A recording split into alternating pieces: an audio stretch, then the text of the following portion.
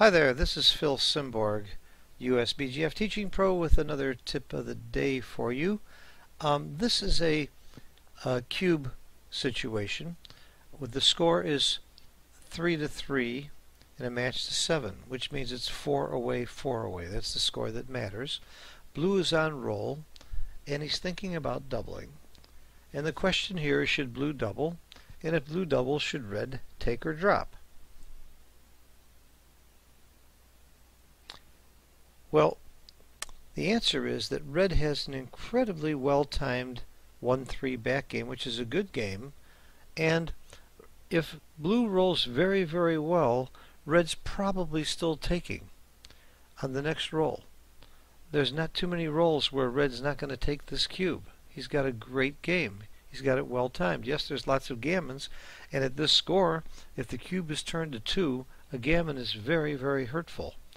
And because it's worth the match. You lose the match if you get gammon. So the gammon, what we call the gammon value, is close to 1.0. It's almost as important as winning or losing the game. So there is some real risk for red to take this, but he wins the game so much that he simply has such an easy take, and it's just way too soon to double this game. There's way too many times that blue is going to leave a shot before he gets all of his checkers in, and even after he gets his checkers in, he's going to leave a double shot quite a bit of the time. So the answer is, this is not a double, it's a very easy take. But here's what happened to one of my students. He was doubled here, and he's thinking, wow, if I take this cube, one of the biggest advantages that my opponent has is that if he gammons me, which it looks like here, according to Extreme Gammon, he gets gammoned about 27% of the time. Those 27 gammons worth about 1.0 are worth about 27 wins to my opponent. So you add those 27 wins to his 53% wins, he's got like, 80% in this game. But if he's thinking, if I just redouble him right now, then gammons won't matter at all. Then this game is almost a toss-up. It's a 53-46 game because gammons have no meaning. So he's thinking I should just take the cube and redouble immediately. Well, that would be a terrible mistake because of several things. Number one, he's not favored to win the game. Number two, there's no question that his opponent's going to grab the cube right away. The take point on the recube is 33%. And if he's playing any kind of a decent player that knows that he only needs 33% to take the cube, there's no way in the world he's dropping this. And one of the reasons that you cube when it's closer is the hope that your opponent will make a mistake and drop. So you lose that ability.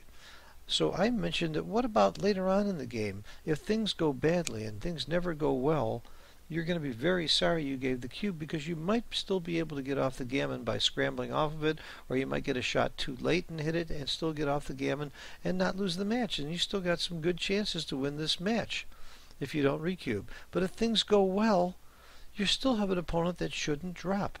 He's still probably going to take the cube most of the time when things go well for you, and that's a great time to redouble, because number one, you're still getting your redouble in, and number two, he might make a mistake and drop. Let's fast forward this game to a position that was very likely. Let's pretend that blue doubled red and red just took the cube, and now blue brought all of his checkers in, red brought his checkers around and made a better board, and now blue leaves a double shot, which is not unusual or unlikely at all. At this point, if red redoubles, blue still has a big take. Again, his take point is 33%. He's got 39%. So he hasn't lost anything by waiting. And by the way, he might get a drop here. There's lots of people.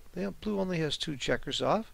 There's lots of people who, as blue, are thinking, oh my gosh, he can hit me with 2s and 4s. I'm going to lose this game. Even if he doesn't hit me, I might not clear the blot. Even if I clear the blot and he doesn't hit me, he's going to come off of here. And now the first time I roll a 1, I'm leaving another shot. There's a lot of people that always see the glass as half empty and would drop this cube.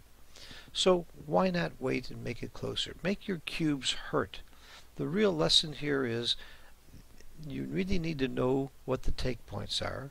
You need to double when there are market losers, when there's a real serious chance that if you don't double, your opponent would have a drop on the following roll. And you need to double when it hurts. You need to double when your opponent has a problem, some kind of a problem deciding whether to take or drop, if you can. That's your best time to give the cube, because any mistake your opponent might make is something that's going to gain you a lot of equity in the match. Thanks for watching. Bye-bye.